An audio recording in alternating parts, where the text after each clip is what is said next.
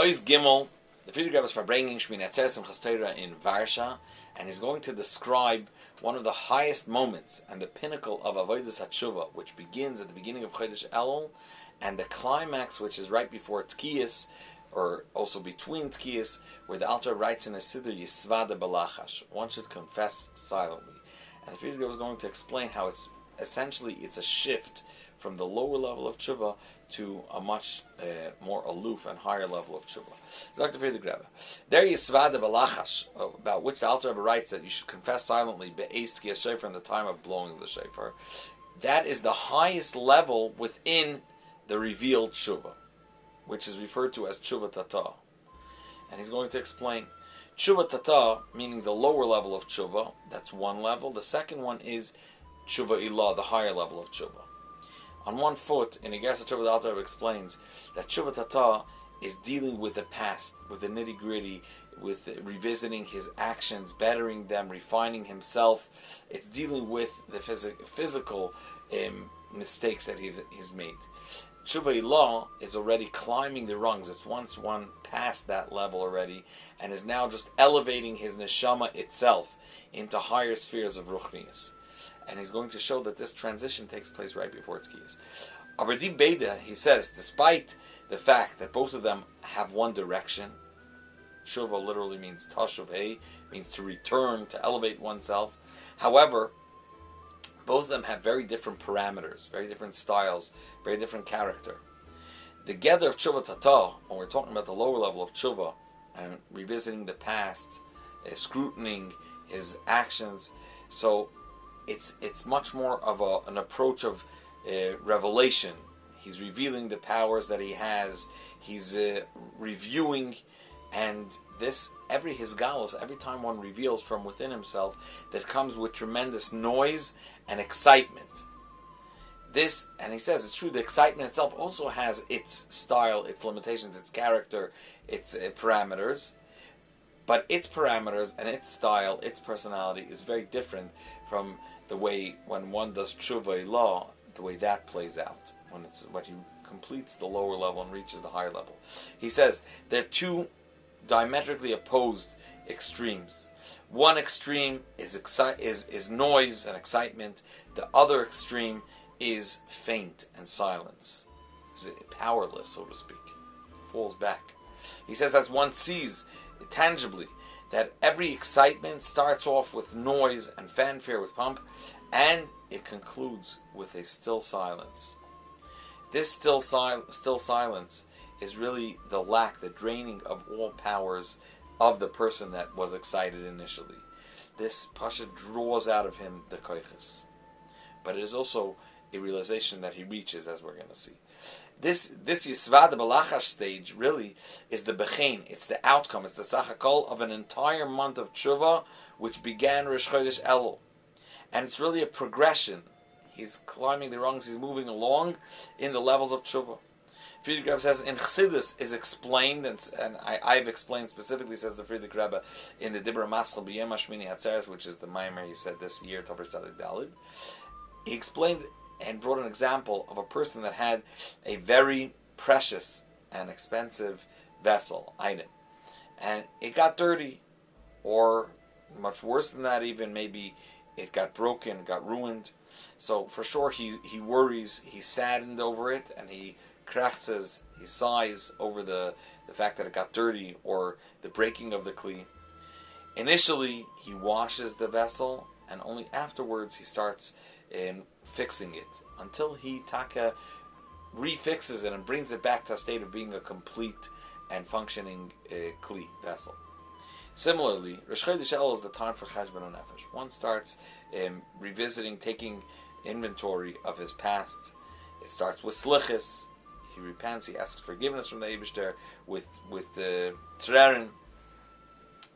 He cries with bitter tears. A yid cries on his current situation, his state, and these trerin, these tears, they wash his vessel, so to speak, his guf. And this is the avodah of Rosh Hashanah. The avodah of Rosh Hashanah is the next stage, which is actually fixing the kli. And how do you fix the vessel? That's through Kabbalah Malchus Shemayim. It's through re-accepting and recommitting to the yoke of the Eibishter, the yoke of heaven. Now, in the time of Tkiyah Shofar, which that's the point where Tshuva, his returning to the Eibishter, is the most revealed. That is already not just with the noise in which he was reviewing his own Averis, rather with a pneumistic cry, a cry from his depth, the essence and the nekuda of his heart. And he says this is the mashal given by the Baal Shem Tov of a son that doesn't even express himself in spelled out words, rather just cries out, Abba Abba Rachmani, compassionate Father, Father, Father Hatzileni, Abba Abba Hatzileni. When a child, he made himself guilty against his father through the fact that he ruined a precious kli, an item that was dear and precious to his father. Despite, he says, aside from the fact, the great pain the father has for losing this vessel, there's a much deeper, doubled and tripled his pain of his father when the one that created this loss and ruined this kli is his own child. And in truth, this itself has two aspects to it. The fact that the child doesn't understand the preciousness of this item, that itself is a tremendous pain for the father. How much more so when we're talking about the child that stooped so low that he actually brought himself to the point that he ruined this vessel. Now the time of Tkiyah Shofar, that's the time. Now we're looking from the father's end, from the Eibishter's end. It's the time that Atzmos Ein Sof Baruch Hu stops before all the Yidden. He appointed that time for them to respond to all the claims and all the kitrugim and the demands of the bad malachim that they demand and they testify against the Yidden what they did throughout the year. Now's the time the Eibishter set aside for us to respond. Rosh Hashanah is a time of judgment for everybody. And when each person starts reviewing his current state, the way where he stands in his fulfilling Torah and mitzvahs, where he stands in his personal service of the Eibishter, of refining and elevating his midos, he starts thinking that Bnei Elikim, those prosecutors, they remind and they show all his sins, all his averis, his chatayim, avonos, and pshayim, which are different ways in which, when he takes into account that the Bnei Elikim, these angels, the malachim that are right now prosecuting, and they're reminding, and they're bringing up, they're presenting all his averis that he did throughout the year, and the chatayim, avonos, and pshayim, the various types of averis, whether it was done b'shoigig, b'mezid, or l'teyavin, and they demand that he should right now, chas v'shalom, heaven forbid, be judged with tremendous, strong and harsh and bitter punishments. And in this same time, the Eibishter, as we're going to see, as a loving father does, arouses his love for Bnei Yisrael and appointed a time that if he will have true charata, true regret to his source and with his death, that will help, that will pull him out of wherever he is. So this thought, this is bonus, when he notices, this brings out by him two different approaches and two different drives. There's the drive that comes mitzad rash, which is the culmination of his tshuva, when his cry of anguish from all the negative, all the bad deeds he's done, and the loss of such special, precious items and opportunities, and the pain that he caused l'mayla kiviyachol on high, and to who did he cause this pain? To such a loyal father, that he's loyal to the extent that when such bitter prosecutors stand and try to cause harsh judgment upon his children, the Eibishter, his fatherly love is so great that he gives his son the opportunity to regret. And this leads into the next stage of tshuva, which is the yisvada balachash, the confessing silently. This is already the next stage. This is when he yearns, when he notices what his father has invested in him, and what type of father he has on the other end. that calls out a tremendous yearning, gagoim, that pulls the son to the father. And this is the tshuva that was in Rash. That's the charata, that's his regret for the past. But the Yisvada Balachash is when he morphs into the next stage, his confessing silently. It's the most deepest and personal, the yearning and pull and missing his father. The time of Tkiyah Shofar, which is the blasts and the rash, the culmination of tshuva, that is opportune time. However, the time of Yisvada Balachash, that is the opportune, the Eis Ratzon Shebe Eis Ratzon. It's the deepest opportune time. It's the time of Tkiyah Shofar. That's the time when there's the revelation of this level of love within the Eibishter, where it says in Chumash, the Eibishter did not want to listen to Bilam as he tried to curse Bnei Israel. And as written in Likkutei that Bilam, he represents the Mekatrig, the prosecutor that tries to draw harsh judgment upon Bnei Israel, and the Kol Shofar, the blast of the Shofar that we blow, that mixes him up. But then that sets the stage for the next step, which is the Yisvada Balachash.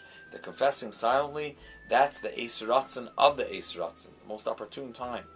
That's when the complete unification and the reuniting of the son, which is currently a Baal Tshuva, he dropped and left the past with his father in heaven, Avinu Shebashamayim, his Baruch V'Yisrael may be blessed and exalted. Ois Dalet. Now the Friedrich Rebbe is going to describe of the most joyous moments Am Yisrael possess, which is Simchas Torah, when Yidden rejoiced with the Torah. Sagt der Friedrich Rebbe, Simchas Torah chappen sich an alle Eitz Chaim from a Sefer Torah. On Simchas Torah, all grasp and hold on to the handle of the Torah, the wooden stick around which the parchment is rolled. And one is swept away in a Torah dance. Old and young, Talmidei Chachamim and simple folk, they're all swallowed in and enveloped in the Simcha, in the joy of Torah. All their hands are locked one into another with tremendous closeness and brotherly love. Now, the Friedrich Rebbe says, the entire world, everybody calls these wooden handles around which the parchment scrolls are wrapped around, they refer to them as Eitz Chaim, the tree of life. Friedrich Rebbe says, seemingly, Torah is wisdom, is knowledge, and therefore it should have been called with the name of the other tree, which is mentioned in the Bereshis, the Eitz Hadas, the tree of knowledge. However, Lamaisa, it's called by everybody Eitz Chaim. Why? Because it is the Eitz Chaim L'machzikim. It's the tree of life for all those that cleave to it. If a person holds on to this Eitz Chaim, he lives. Friedrich Rebbe says that in Das, in knowledge, there's various differences between people. There's distinctions, there's different levels, different categories. There are those that are more intellectual, those that have much less knowledge. However, in life there are no differences. They're all alive. They're all in one category. And whoever holds on to the Eitz Chaim of Torah, he lives. Says the Friedrich Rebbe, Torah, on Simchas Torah, we all hold on to the Eitz Chaim of a Sefer Torah. And we jump and we dance with the Torah. We also cause the Torah to rejoice. Says the Friedrich Rebbe, now he's going to take a close look at that last statement.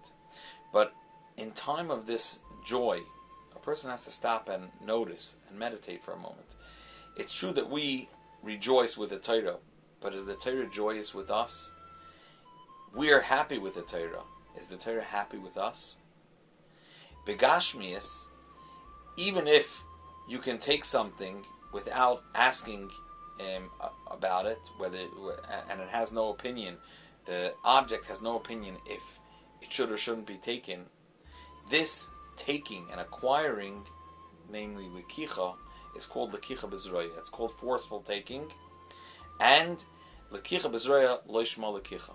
In Halacha and Rambam is quoted that such an acquisition is not called acquiring if it's against the consent of the owner. Which means that even if it's not considered that you took the object. It's not in your possession. Which means you just forced this object into a different domain, but it didn't transfer ownership. If that's the way it is begashmis. How much more so in ruchnistic inyanim, that Friedrich doesn't spell it out, but the object itself does have an opinion where it is. That how much more so in that regard that lekicha bezroya, just taking this Eitz Chaim, is not called you took it. We are very joyous with the Torah, but is the Torah joyous with us? The poil, it has to be that we have to dance with the Torah and be b'simcha gdola, but it comes with a requirement. We have to think to ourselves, is the Torah excited and happy with us? And this is B'inunus has to affect an outcome and arouse a tremendous pull and a decision to achlata teva, to accept the yoke of Malchus Shamayim and establish a fixed times for learning and a seder avoda, an orderly structure for one service to the Eibishter throughout the year. There are those people that when it comes Simchas Torah, they become very warm and excited with it, with the joy of Torah. And for sure, it's truthful. It's not superficial. It's not like they make believe. Because at that point, by every Yid, it's Nisgala the Nekuda. It gets revealed his essence of his Yiddishkeit. And it's a joy to see how people are excited and happy with the Torah. However, this is Seiros, you must bring it into Avodah B'Poel. You have to it has to translate into action, to establish a fixed time to learn Torah Barabim throughout the entire year.